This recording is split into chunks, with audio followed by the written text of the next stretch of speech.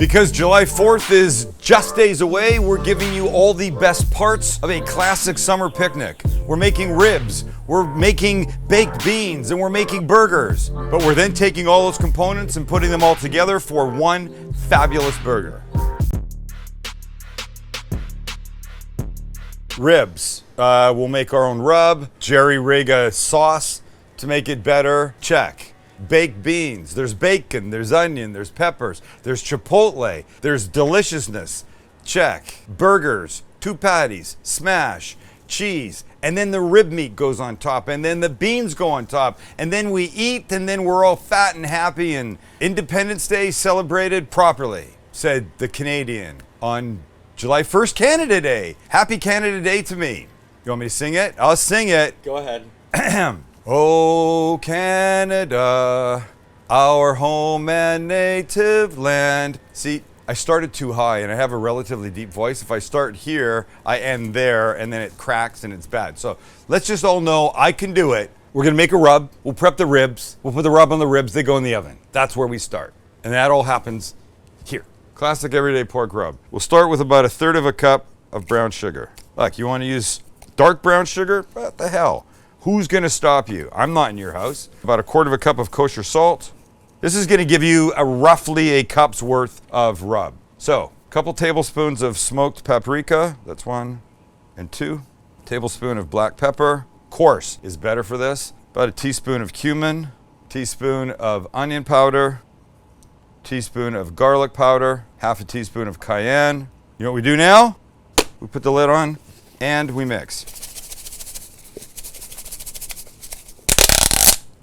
Wow, you should smell that. Break up those little brown sugar bits. But there we are, that's gorgeous. Okay, done. Now we prep our ribs. Okay, so 2 things you want to do when prepping your ribs. First, we're going to get rid of the extra fat on the top. We don't really need too much of it. It comes off quite easily. Then you're going to flip it over and you want to get rid of the back membrane. The easiest way to do it is take a little knife, work it underneath one of the bones to give yourself a little grip. Then using a paper towel, grab that and try to pull it all the way down and off the back. Living right. Are you kidding me? Living right. That never happens. God. That never happens. Okay, the ribs are cleaned up. Look, not for professional competition purposes, but for backyard purposes. In fact, my backyard. Now we're gonna give them a little mustard, and this is gonna help our rub stick. You don't need a lot, and it won't taste like mustard when we're done. I can promise you that. So it gets a good rub down this little side piece here. Did I say binder? So I'm not sure that I refer to this as a binder. If I didn't, I apologize. That's what it is. Really, this will help the rub bind to the ribs. And we'll add a little extra flavor, of course, but just not in a mustardy way. Like when I use soy sauce, right? Doesn't taste like soy. I put a splash in my eggs this morning and it was fantastic. Start on the back. And now we can be generous, like this. All the way along. Don't forget the edges. Very nice, very nice. Everybody's happy. You want to use a store-bought rub? Hey, I'm not standing there watching. You do what you want. I just think this is pretty easy to make. I've made enough pretty much just for this. Double the recipe, keep it in an airtight container, you'll be fine. Okay, now I'm going to transfer these guys to a rack. Like this, and we'll do the top. Beautiful. Oh, I'm very happy. I should have put this in a shaker. That would have been easier, but we're all good. Okay, we're almost there. Next step, very simple. A little plain white vinegar, maybe 3 or 4 tablespoons underneath. I like the idea that they're on a rack so the ribs aren't sitting in the liquid, and I don't want to pour it on top of them and wash off any of the rub, but this will help tenderize them as they steam in the oven, and they will steam in the oven courtesy of this. Foil tightly over the top. Perfect. This is my usual method. My oven's at 350 degrees. These are gonna go in for 1 hour and 15 minutes. At the end of that, they'll be cooked. They'll be ugly as sin before we do other amazing stuff with it. Cool? Cool. Okay, in the oven, we come back, we make our beans. You're gonna like these beans. No, you're gonna love them. And they start with bacon. So we're just gonna let the bacon just get going in here. I was hoping for a bigger sizzle, but I didn't turn the Evo on soon enough and get the pot on. Okay, just trust me. If we cut the camera and came back in 2 minutes, there'd be sizzle. Should we do that? Now that we've got some sizzling, audible and visual sizzling. Look, sizzling, sizzling. Now we're gonna add 2 more things. One will be a small green pepper diced up. The other will be a small yellow onion diced up, and we'll mix. I know it took the sizzle away, but in about 5 minutes, the pepper, the onion will have started to soften. The bacon will be cooked further. Then we add the rest of our junk. And now that this is looking like this, gorgeous by the way, I could crack about 6 eggs in there, mix them, and just eat the whole thing. We add our other ingredients, and they are 1 28-ounce can of baked beans. Yes, we're baking them again, don't worry about it. And now 1/4 cup of chili sauce. And this is not the Asian one, this is the American style one.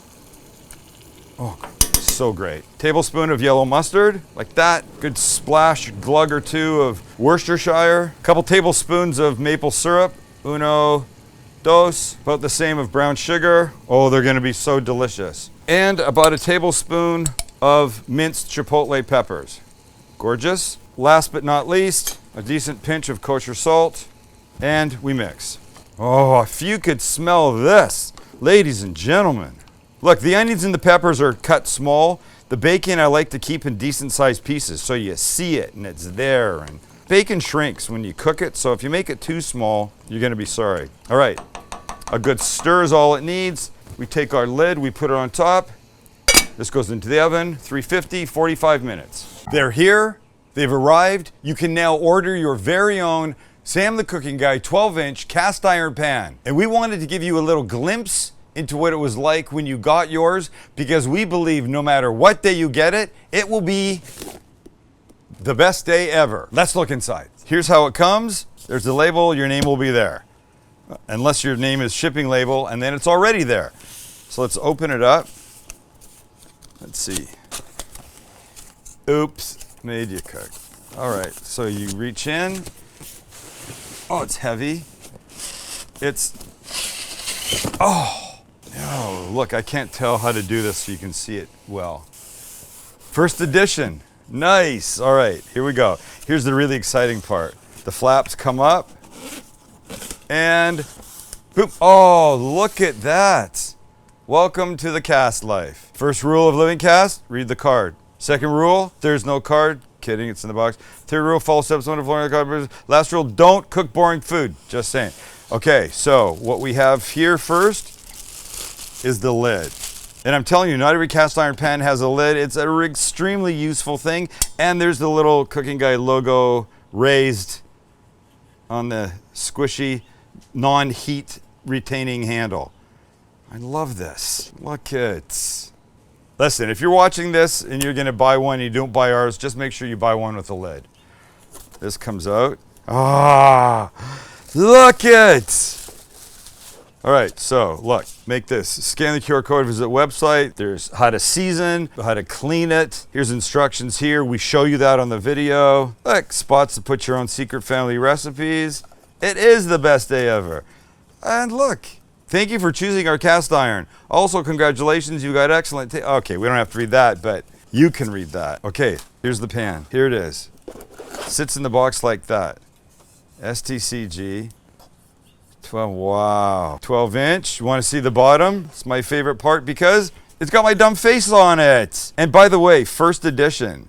Once these first editions are gone, that goes away. No more first edition. Which pretty much is the way first editions work. But so look, it's been seasoned lightly once, but they get better the more you season them. So there's instructions and pay attention. Oh my gosh, it's just the most beautiful thing ever. And in here, my favorite part, don't be a dick, recycle. That's a nice box.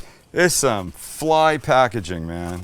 It really is. Season it, use it, beat the hell out of it. That's what cast iron's all about. You can do anything with this. And again, a visit on the back, first edition. The link is in the description. Go get yours while the getting's good and before the first edition runs out. Ribs, almost done. Beans, almost done. Now it's time to make two sauces. One to go on the bottom bun of the burger and one to be basted on top of the ribs when they come out and get finished on this grill behind me. They both have barbecue sauce in them, and the barbecue sauce we're using today is not sponsored, but is the blazing barbecue sauce from our restaurant, Samburgers. Look how cute it is. The Blazing Saddles is one of my favorite burgers you have. Max just said we have a burger called the Blazing Saddles, and this a spicy barbecue sauce is on it. People have asked for it. We've made it. It's available. You can buy it, and a portion of the proceeds goes to our Employee Hardship Relief Fund. We're very happy to be able to address financial concerns when they have them, and this helps. So, link below. Not sponsored, not sponsored, not sponsored. My restaurant, our blazing barbecue sauce. It's really good. Okay, two sauces. The bottom one, well, just come down here and we'll see what we're doing. All right, the sauce for the bottom bun is a combination of the blazing barbecue sauce, and we don't need that much, mixed essentially 50-50 with Japanese mayonnaise, like that, and we mix. Gorgeous and perfecto. All right, the sauce to baste looks like this. Only two things. Again, the blazing barbecue sauce like that. We got a couple racks, so we need a little bit more. And because it's July 4th, we'll celebrate with a little bourbon, one of the oldest alcohols in the country. And we'll mix this. Just imagine this on top of those beautifully seasoned ribs. Oh, I smell the bourbon. I smell the barbecue sauce. Life is good here, boys. Should we get the ribs? Oh, yeah. All right, rib time. And after 1 hour and 15 minutes, this is what you've got. You've got, come on, that's not what I wanted. Anticlimactic as fuck, but gorgeous, huh? Okay, be careful of the steam, folks, because that is really something that could hurt you. So here's what we'll do. We'll get rid of the foil, because we certainly don't need it. And look at all the liquid in here. Do you see that? So that's just like fat that's come off these ribs. Watch this. I'll show you how much is in there, because we're going to pour it off right now. So very carefully, you go like this, over to a sink, and then just pour. 1 cup, 2 cup. I don't want to lose the ribs, though. Gorgeous. Next, we're going right to the grill and starting this whole process. All right, here we go. We're going to go face down on my pre-sprayed grill. The sauce is coming, ladies and gentlemen, but because the sauce is sweet, if you put it on at this point, it will just start to burn too quick, and I don't want that. What I want to do is color these ribs and just watch them and let them get gorgeous. I mean, look, they're fully cooked, but this is the move that will set them apart. This step, finishing them, is muy importante. Once we get a little color on both sides, that's when our sauce comes in. So if we take a look at this guy, it's starting to get a little color. We want a little more than that. But because it's convex right now, depending on which way you're looking at it, I suppose it could be concave. I like to use the other rack as a shoulder to lean that kid on. So now the meatier part of these ribs is face down closer to the heat, right? And then I'll do it with this one. Just look, play with them a little bit. You want nice, even, beautiful color. The grill marks, the charring is flavor, is texture. It's exactly what we want here. And you see the way the bones are starting to come out? The meat's pulling back. That's a very good sign. That means that tender things have happened to our ribs here. All right. Give these guys a little bit on that fattier side. All right, so after messing with them a bit, starting to get some color, there we go. Now we can flip them.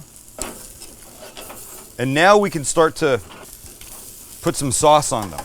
Grab a paintbrush, now we can start to paint. Oh, I know what this sauce smells like, I know what it tastes like, and I know what it's gonna do to these ribs. And be certain, ladies and gentlemen, these are definitely getting flipped over so the sauce can get the benefit of the flame and start to burn in a little bit. Wow, good God. Now you can see the sauce drips a bit.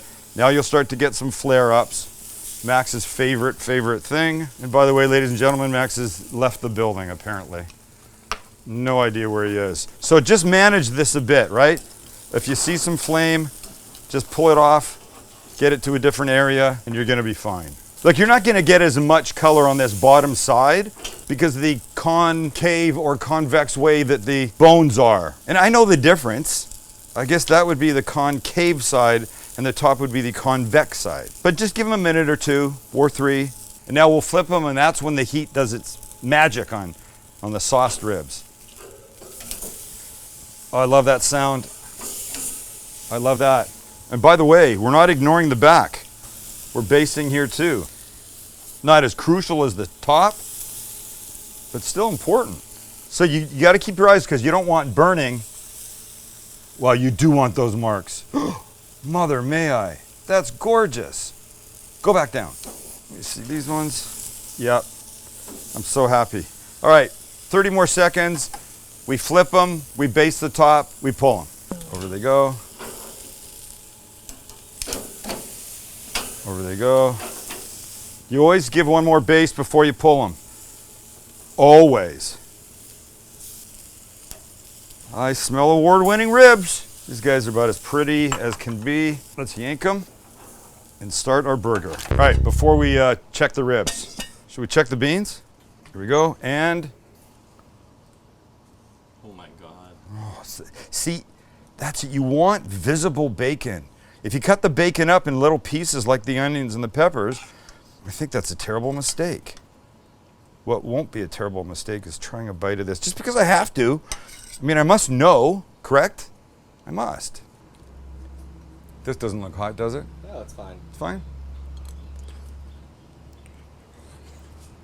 Okay. Okay, it wasn't fine. That was very hot, but the little spice from the chipotle, the sweet from the maple syrup and the brown sugar, oh my God. And the bacon. Must have bacon in this. Okay, ribs next. Ready. There we are. Sacre bleu. Let's come in here and see what's going on. Yep, that's what's going on. Yep, that's what's going on. So this now is just a piece of rib meat.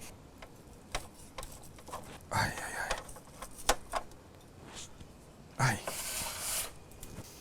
Okay, here, I'll give you each a piece of paper towel. There you go. And let me give you each a piece of one of these. Max, take one. Chancellor, take one. And wheat. Damn, you taste that bourbon? I'm gonna harvest a little more rib meat. Harvest? Probably not the right term. I'm gonna harvest a little more rib meat, and then we'll put the patties on. You'll see that, and then we're downhill slide. Alrighty, here we go. We do this. We make a little landing spot for our patties. On they go, and we flatten. Oh, God dang it. Come over here, bud. There we go. All right, and we season. Liberally, salt and pepper. Only need to do one side. This doesn't take long. You're looking at about a minute a side. I got my bun right here. I'll throw it on to get it going. My cheese is ready. Gorgeous. This is a happy day. It's just a happy day. It's just a happy day. You guys know that? No. You want a good toast on the buns, folks. A good toast. So, off and off. That's ready and waiting. Let's flip these kids over. And you want to scrape from underneath because you want it coming off in one like that. And that little crust is what we're all here for. They each get a piece of, you guessed it, American cheese. I mean, come on 4th of July, what other cheese would be appropriate? The answer is none. No other cheese. Okay, these guys are there. I'm just gonna get them on the spatulas. Yank them, and then build them. Okay, and here's how we do this. Our little mayo, blazing barbecue sauce on the bottom. Perfect. And now, if you're asking me, and I think you are, I'm a fan of little bites of dill pickle in the bottom of this. I think it's gonna be fantastic. So on we go. Let's make sure we have enough so we get some in every bite. It's not McDonald's. And now our patties. Uno. Ow! Dang it. Dos. And now let's put on some rib meat. We want a beautiful little pile of it to sit high atop our cheese. All right, now the nonsense part, some of the delicious baked beans. I mean, I don't know about you guys, but honestly, this is straight up July 4th in a burger. Somebody's like, hey, what's your burger taste like? It tastes like July 4th. And now the crowning glory.